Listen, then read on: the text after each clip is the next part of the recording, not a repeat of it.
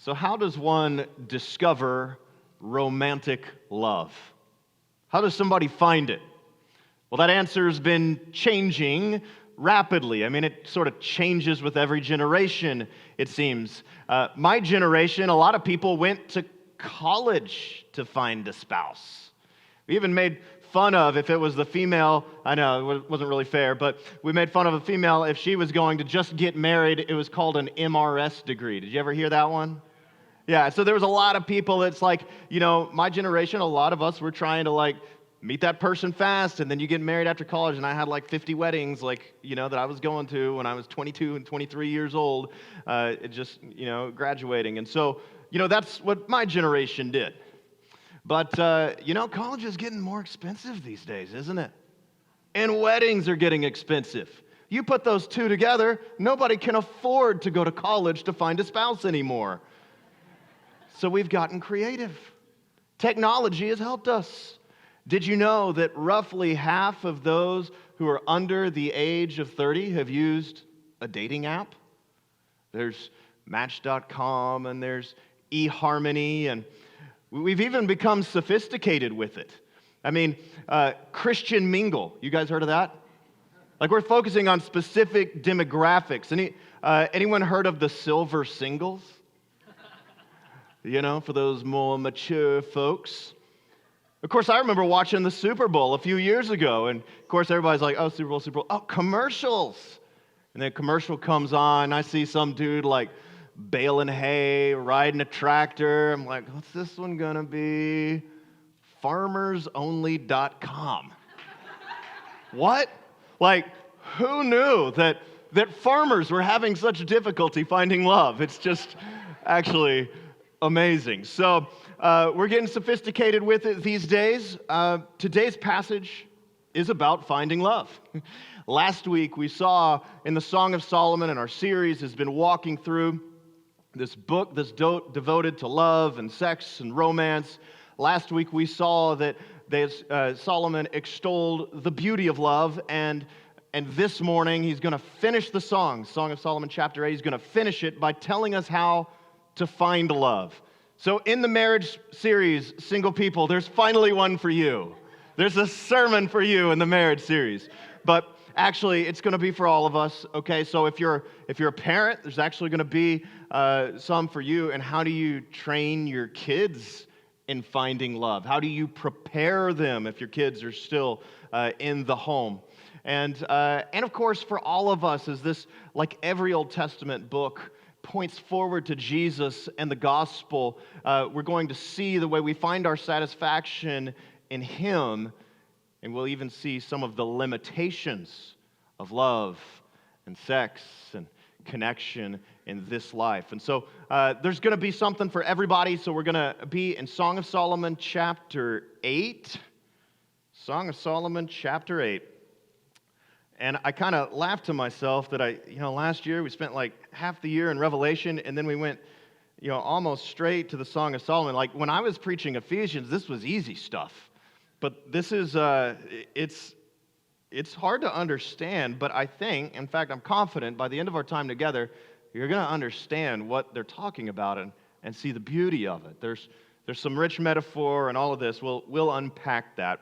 But we're going to be in verses 8 through 14, verses 8 through 14, and just a little bit of context, just so you can even understand these first few verses.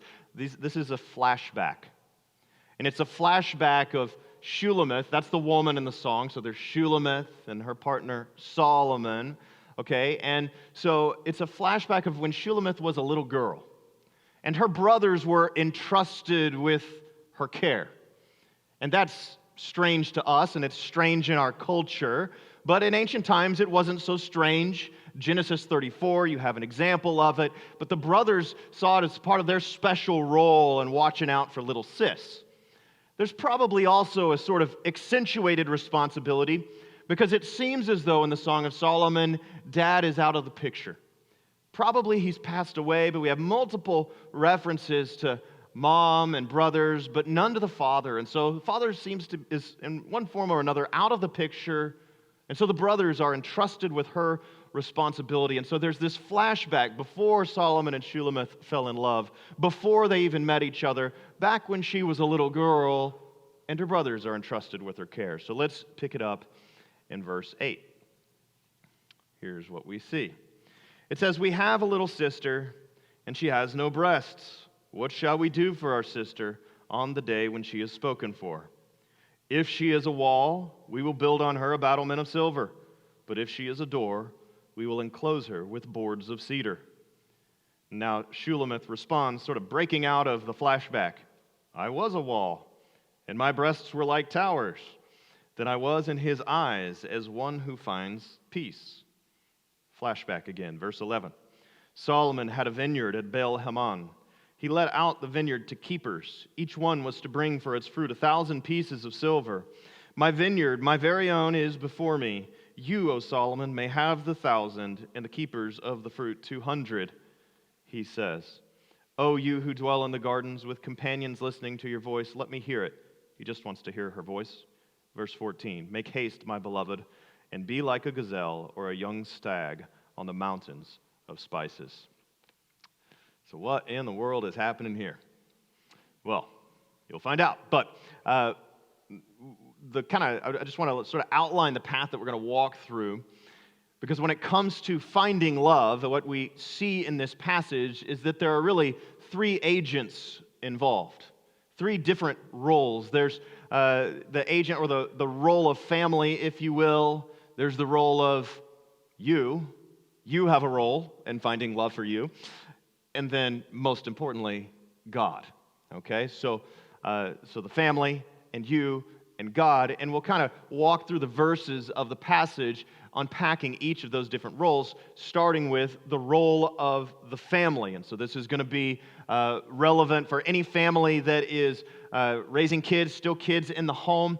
I think we could broaden this to be for spiritual family, because Jesus tells us to go and make disciples, right? And so wouldn't it be wonderful if the church acted like a spiritual family that discipled and poured into the younger generations? Wouldn't it be wonderful if the church didn't just say, you know what, now that I've raised my kids, who cares? I've got no wisdom to impart. I'm just going to hang out with my silver singles over here or whatever. Like, what if we actually invested in, no problem with silver singles, that's fine. Well, but why isn't the church investing in the next generation more and more? Isn't that what the church should do? And so this could be relevant for you, whether you're a family person or just a disciple maker. But coming back to verses 8 and 9, sort of this original flashback that you can almost think of as something like a whiteboard session. And the brothers are sort of plotting and scheming. How can we prepare our little sister for love? And so when it says, for instance, our little sister has no breasts, it's not like a knock, like, like they're not making fun of her. This is just sort of their ancient way of saying she's a little girl. They wouldn't have expected her to have breasts right now. And so they're saying, since she's a little girl, how are we going to prepare her for the day she is spoken for? What day do you think that is? For marriage. And so how are we going to prepare our little sister for marriage? And then in verse 9, two metaphors are provided that might have had you scratching your head a little bit. One is a wall and one is a door. Well, the wall was a symbol of sexual purity. It's the idea of like having a wall built around you, that you don't just let anybody in, okay, to the city that is you, right? So like you have a wall, you have boundaries. And so they're saying if she has a wall, we're going to follow this course of action. That is, if she lives a sexually pure lifestyle, if she's choosing God, if she's choosing purity and holiness, we're going to respond this way. But if she's a door, well, a door is, of course, the opposite of a wall, right? It lets people in. In other words, if she's not pure, but rather promiscuous, well, we're going to respond a different way. And so this whiteboard session, they're saying, okay, how we prepare our sister for love depends on which way she goes with her life. And whichever way she goes, we're going to adjust accordingly. So if she's a wall, they say in verse 7, we'll put battlements of silver upon that wall. Now, of course, nobody puts silver on like a wall around a city, right? Like that's kind of extraneous. Of course, this is metaphor. What they're saying is that we will adorn her, we'll praise her. Maybe this is verbal praise, maybe this is, I'll give you a promise ring. In one way or another, they're saying, we will commend you for your faithfulness to reserve yourself for marriage. And so the brothers are seeing, and God sees this too, and we know this especially from the Proverbs, that part of the way we prepare for marriage is sexual purity. This is part of God's design. It's not that if we mess up, like that our marriage is going to be total trash or anything like that, but isn't it better to come into marriage without baggage than with it? God's grace can deal with the baggage. I mean, Solomon is a case in point, right? God's grace can deal with the baggage, but they're saying, hey, since we have a role in instructing her, let's prepare her. Okay, and so we'll praise her if she lives a sexually pure life, but if she's a door, we'll barricade her with planks of cedar. We'll close her off. We're going to shut that door, right? This would be the modern equivalent of I'm greeting the boyfriend on the front porch with my shotgun. Have you met my pal Remington? This is, if I catch her, texting inappropriate texts, your phone's gone. We're going to take care of the problem. That's what the boys are saying. We're going to praise her if she does it right. We're going to take care of the problem if she goes about it the wrong way. But putting it all together, God sees the family as having a role and preparing the children for love. Parents, have you talked to your children about marriage? Have you talked to them about what to look for in a mate? Have you been training them in sexual purity? And you might say, oh, my kid's 4. I don't need to talk to him about that. Well, let's talk about that in a minute, okay? But for now, just know, this is part of our responsibility. And disciple makers, it's part of your responsibility to train those next generations in purity. And part of that means modeling purity, okay? Being pure, even when nobody's around and nobody knows. Being the sort of lifestyle, because you know what? This is a spiritual thing, and if you're not walking with Jesus, it just comes across in other ways. And so are you modeling it? Are you teaching it? Verse 12, the brothers sort of get a little bit of a praise for a little shout out, if you will, from Shulamith. And she's speaking in metaphor and, give the caretakers, speaking of her brothers, 200 pieces of silver. She's honoring them that they sought to train her and to prepare her for love. She's honoring their good intentions, but they are just good intentions because the brothers did make some mistakes. And we need to learn from these mistakes, especially parents. Learn from these mistakes so that we train our kids in love well. And so I'll couch these in the form of 2 different lessons, if you will. Okay, so here's lesson 1 when it comes to preparing your kids for love. Preparing your kids for a righteous, holy future experience of sex, okay? But lesson number 1, protect your kids, but don't overprotect them. Protect your kids, but don't overprotect them. Now, I want to show you this from the text and explain what I mean by that, okay? So in verse 10, just after she's finished saying, I was a wall. So we're out of the flashback now. So her brother, now notice the contrast. Sorry, I'm not going to go there. I might get there later. Okay, so she says, I was a wall. What does that mean? Do you remember?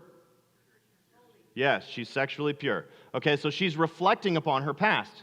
And so the brothers are saying, if she goes this way, we're going to do this. If she goes that way, we're going to do that. If she's promiscuous, we're going to lock her down. And she says, as it turns out, I actually did live a pure lifestyle. But how did the brothers respond? Well, we saw this a couple of weeks ago. And the way that I've been preaching through the song, I think it's super important that it's poetry. There's parallel passages all throughout. And the way you understand what's really happening here is you got to go and compare it with over there. So the parallel passage to chapter 8 is in chapter 1, where we also find brothers, where we also find a vineyard. And we saw this a couple of weeks ago. Do you remember when I said, I know not all of you were there, but do you remember when I said that, like, chapter 1, verse 6, that she says, my brothers were angry with me, and they put her out to work in the vineyard, basically so she couldn't find a man. Do you remember that? We talked about sort of the repressiveness of that. And so we put this with chapter 8, and let me just paint for you the picture that's happening. You got brothers' whiteboard session over here saying, hey, if she's a wall, then, we'll adorn her with silver, we'll honor her, but if she's a door, if she's promiscuous, we're going to block her in. Well, in chapter 1, they treated her like she'd been a door. They treated her like she was out on the town and just welcoming every guy who came. They put her out in the field. Rather than honoring her, if she's a wall, then they'll adorn her with silver. Rather than honoring her, they repressed her. And we don't know why for sure, but we do know in chapter 1, verse 6, it says that they were angry. And so maybe it went something like this. Maybe they saw Shulamith walking home from school talking to a boy.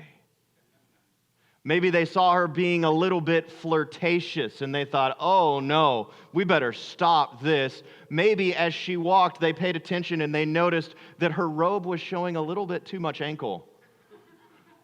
We don't know for sure, but they got angry, overreactive, overprotective, and they said, I'm going to put my sister in a situation where she can't get hurt. I'm going to put her in a situation where she can't find a boy. Do you see how she's saying I was a wall, but you treated me like a door? Do you see that by comparison with chapters 1 and 8? And I think this serves as a warning for us because as parents, it's very tempting to be overprotective because we want to make sure that our little ones, as they grow up, don't make the same mistakes we made.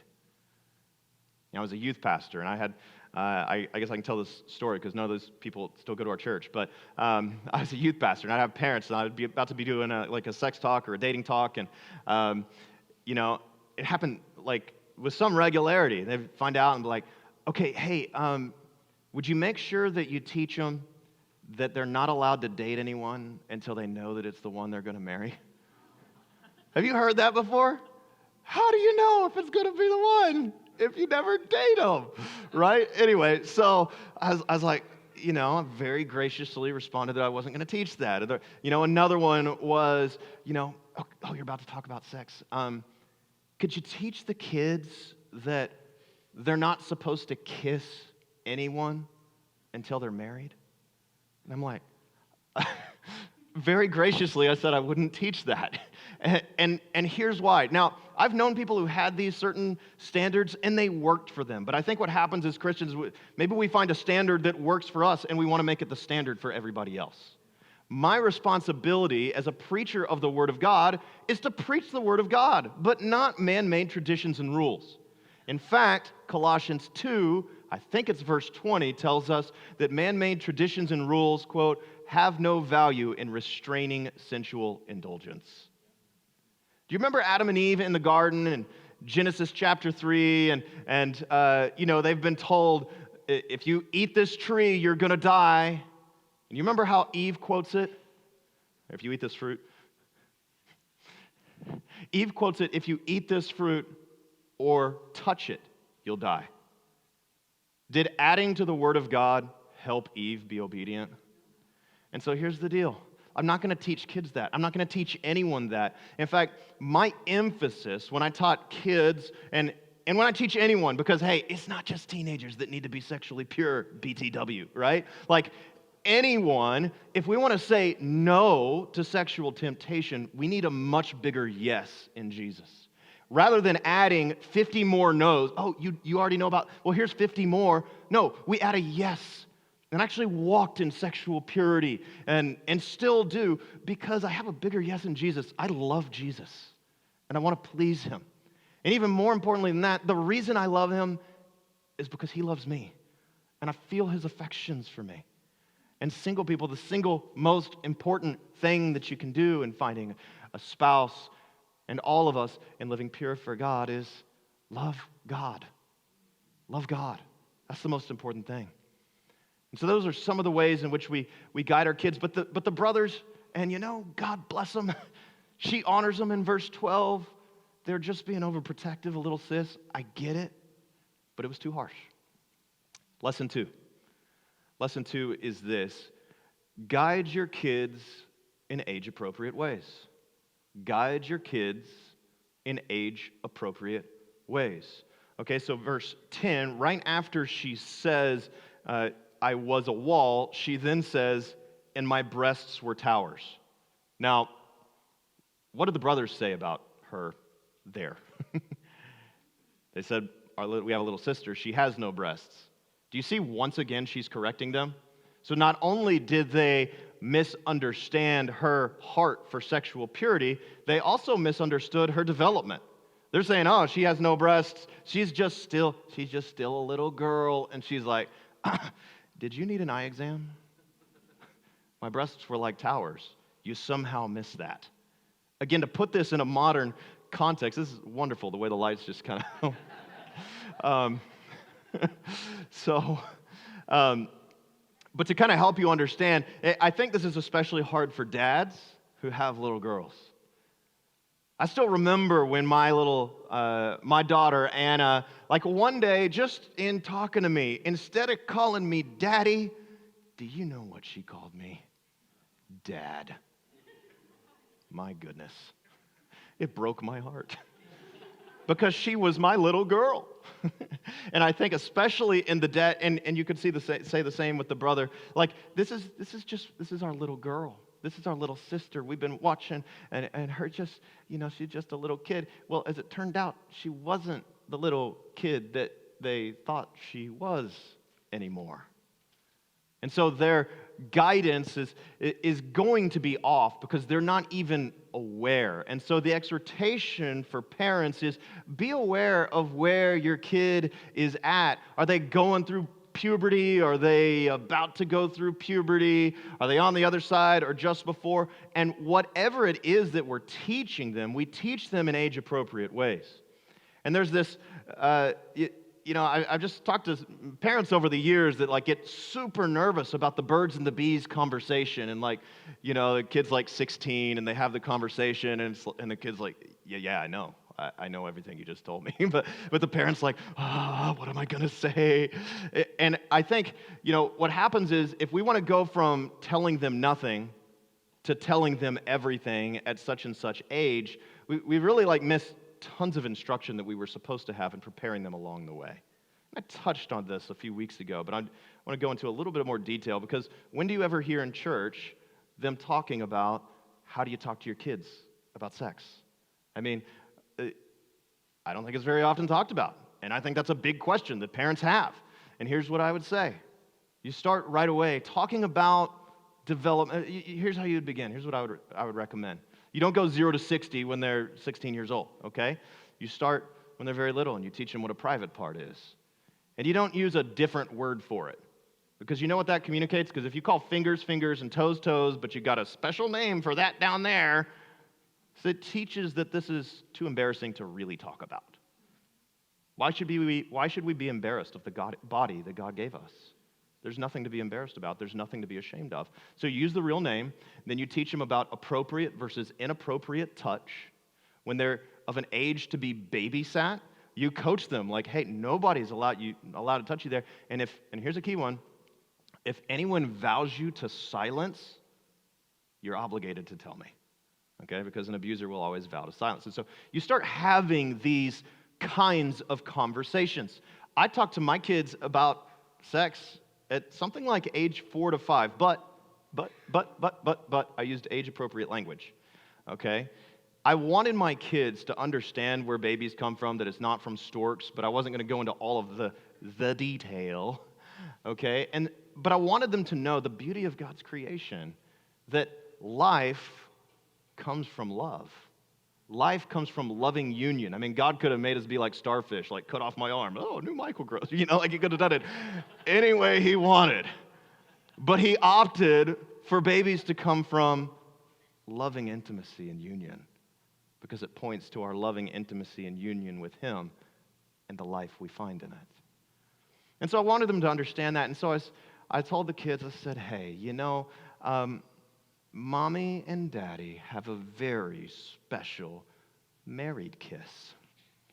And when we share this special married kiss, a baby comes along.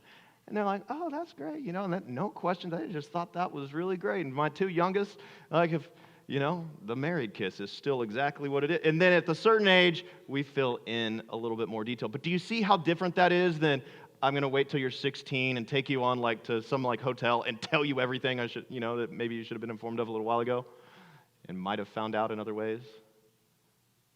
So we talk to them in age-appropriate ways. So now that you can see in the text, verse 10, she's correcting them. She's saying, okay, you thought I was not developed. It turns out my breasts were like towers.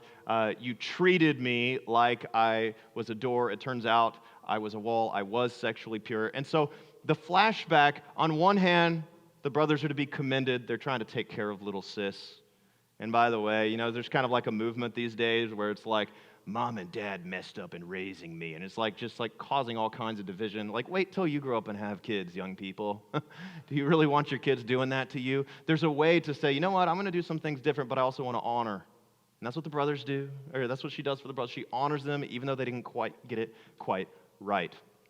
Okay, so we've talked about the role of family. Now let's shift gears and talk about the role of you in finding love. The family is to shape the next generation for love. The spiritual family is to shape, through making disciples, the next generation for love. But you have a role too.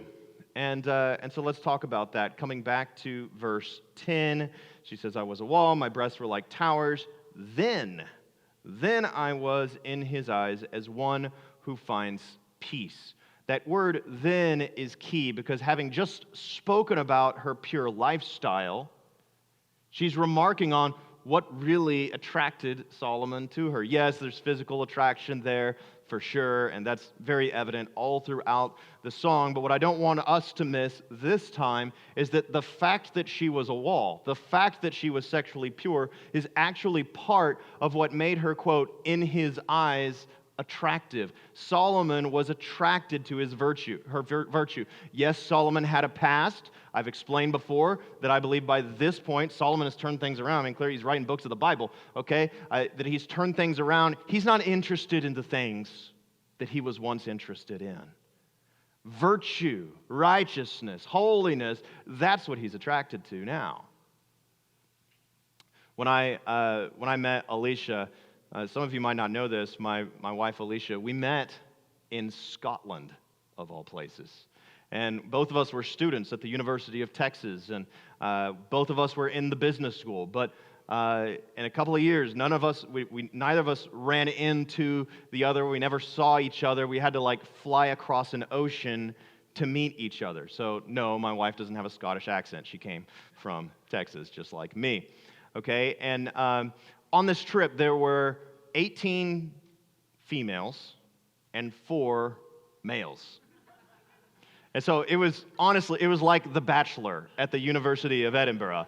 And I mean, it made for some awkward and interesting moments, but I mean, it was just, it was a great time. I instantly noticed Alicia was attractive, and she was the life of the party, and she was fun. That was a prereq for me because I'm a little crazy sometimes. I needed somebody who could appreciate some crazy. And so, some things stood out for sure, but at that time in my life, I wasn't looking for that kind of relationship. I really wasn't. I was going hard after God. But I'll tell you what made Alicia stand out to me. And that was when I was there, like I said, I was going hard after God. And this is why I say, single people, that if you do desire love, the most important thing that you need to do is love God. So I wasn't even looking for, quote, love. and I'm going after God, and I decide, like, I'm going to start a Bible study here in Scotland. And so I put like a flyer on all these people's door. I mean, like I'm the worst bachelor ever, you know, they're like Bible study. And they're all like, what's this? Because this is, you know, mostly pagans. And so I put a little flyer on everyone's door, Bible study, such and such time, and you know, I show up at that time, and guess who was the first person there? Like long before anybody else. And so Alicia and I started talking, and so I didn't know you were a Christian, so tell me about it. And she tells me her story, and she grew up in a Christian home and the kinds of churches that she went to, and she talked to me about her prayer journal. And man, that got me going. So, I mean, I'm serious. Like, I was like, this is the truth, and this is what I tell young people. Be the kind of person that you want to attract. Like, someone who loves Jesus gets excited about someone else who loves Jesus. Someone who's walking in holiness and purity, like, isn't going to be attracted to the girl who's, like, showing as much skin as possible at the dance party. Like, that's actually a turn off rather than turn on. And for me, in that stage, it was like, wow, this girl, like, really loves Jesus, and she's fun, and she's pretty. But I still, like, nothing happened yet, because I was still kind of like, honestly, I just wasn't looking for it. But my point is, single people, be the kind of person that you want to attract. That's what attracted Solomon at this stage of the life. He'd had walked through plenty of doors, let's just say it that way. He'd had plenty of women and everything he wanted, and he found it unsatisfying, and he wanted a virtuous woman. God rewards virtue, and that's part of what actually attracted him to her. That's part of the point of the text. And as a result, the two come together, and there's something interesting I want to point out in verse 10. When, like, there's the word choice that she brings here, that I was in his eyes as one who finds peace. This is interesting, okay? So that the biblical word for that is shalom, and some of you might have heard that before. It's less about the absence of conflict and more about the presence of wholeness, of contentment, of peace. And so I became in his eyes as one who found peace. Well, shalom is really the root of Solomon. Solomon means peace. And in the original language, Solomon's name would have been pronounced Shulamo.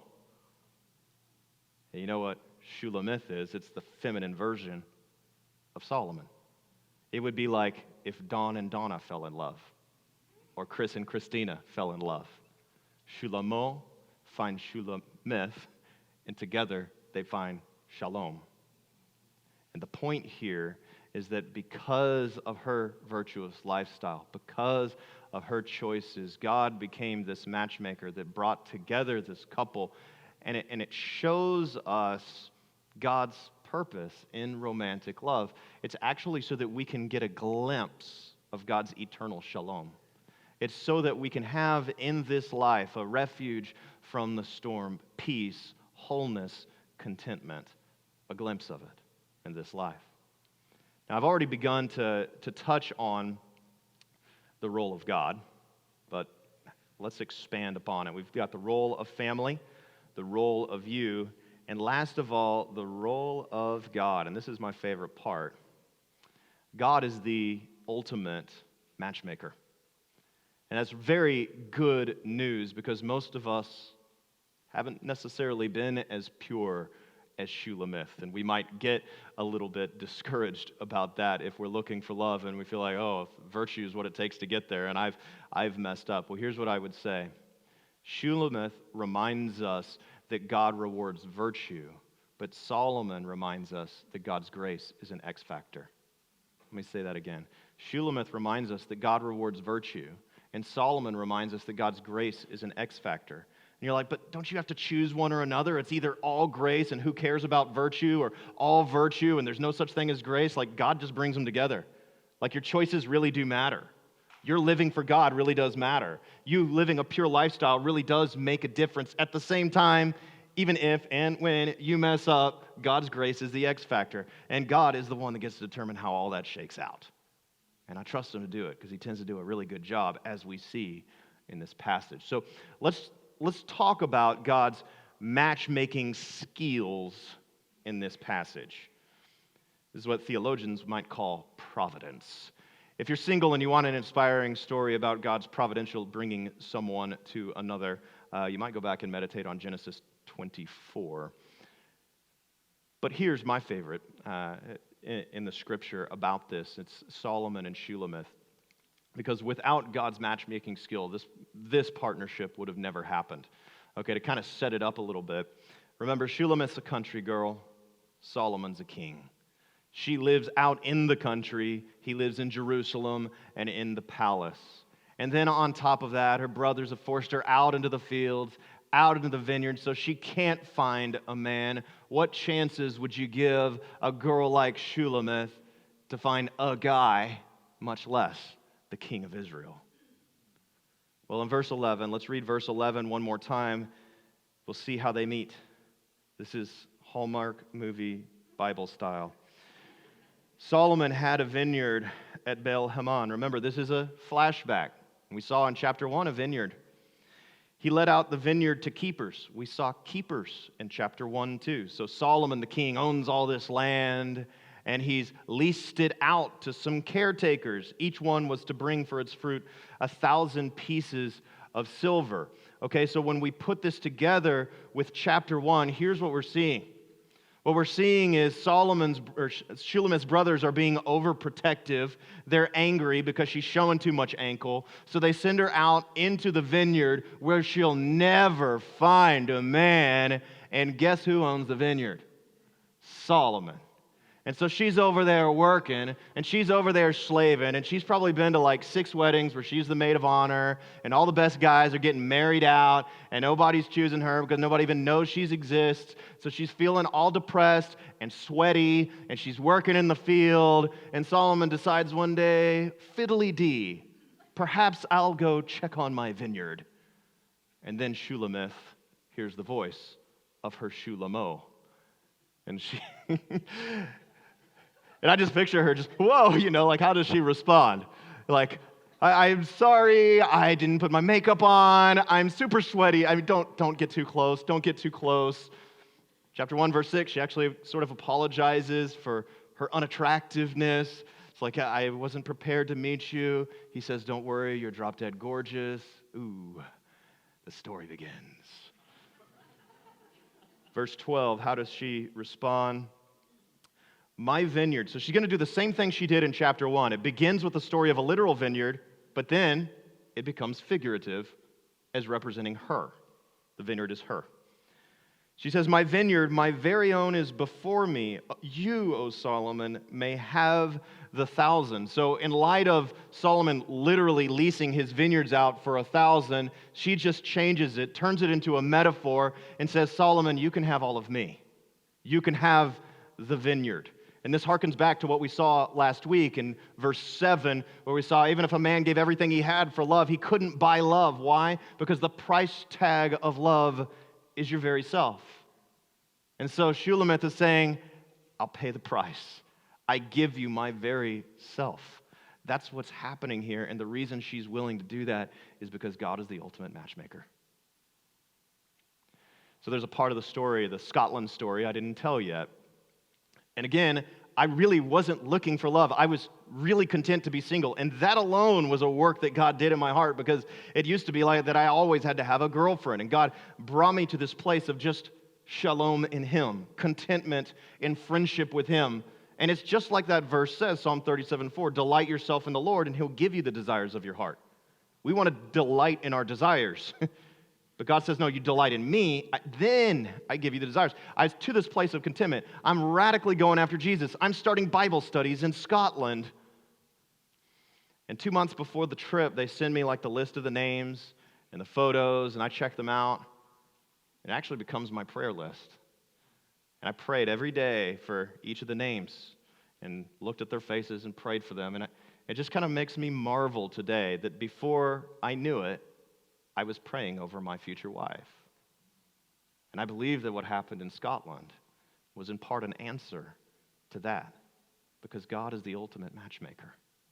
And sometimes I hear young people say, well, I'm going to sow my wild oats now, and then I'll settle down when I'm 30 or when I'm 35, and then I'll come after Jesus. And I say, no, that's the literal worst thing you could do. Don't you want God on your side? Like when you're making the biggest decisions of your life, don't you want the best matchmaker on the planet to give you the perfect match? I mean, I feel so fortunate because when you're 23, and I don't mean to offend 23 and unders in the crowd, one day you'll be almost 40 like me and say, you were stupid when you were 23. I was stupid when I was 23. I had no clue what I was doing, literally committing the rest of my life to this. Like, I had no clue. But I'll tell you what, I especially had no clue. I had no idea how perfect of a counterpart Alicia was for me. Honestly, it took like years of marriage to actually realize that. But like where my strengths are, her weaknesses, and my weaknesses, her strengths, it like lines up perfectly. And I just marvel at it. It reminds me of Proverbs 18:22, where it says, he who finds a wife finds a good thing and obtains favor from the Lord. You could say the same thing for females too, finding a husband. But the point is that it's the favor of the Lord that is the source of that beautiful partnership. That's what we see with Solomon and Shulamith. If there's one thing you can do, single people, if you want to find love, give yourself to loving God. Find an experience of His affections for you. God's the ultimate matchmaker. And I look at this story and I say, I marvel at what God has done in writing my own story, but I marvel at this in God's word too. Because God used the very thing that Shulamith must have been telling herself, there's no way I'll ever find a man. And He used that very vineyard of her injustice to bring her the man of her dreams.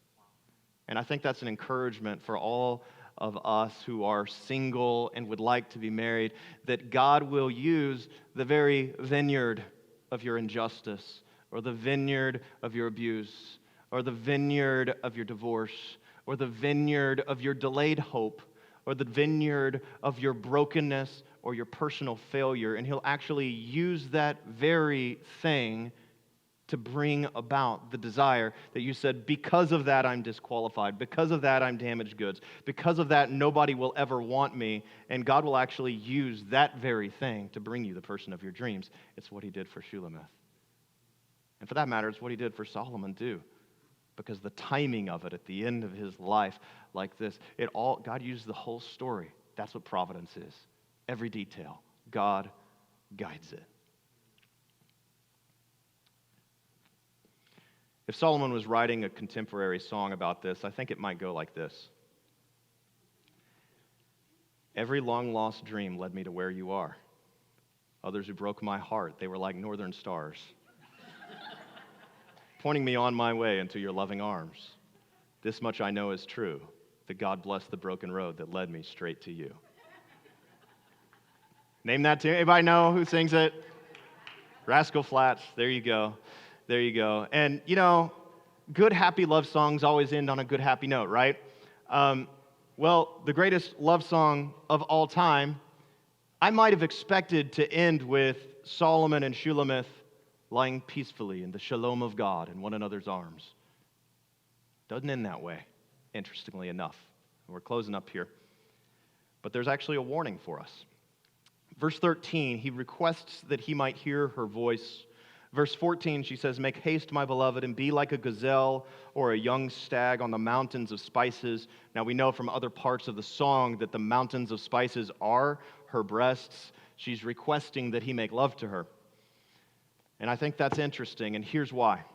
Because rather than the song ending with two lovers resting peacefully in each other's arms in the shalom of God, it actually ends with a burning desire for more and deeper love.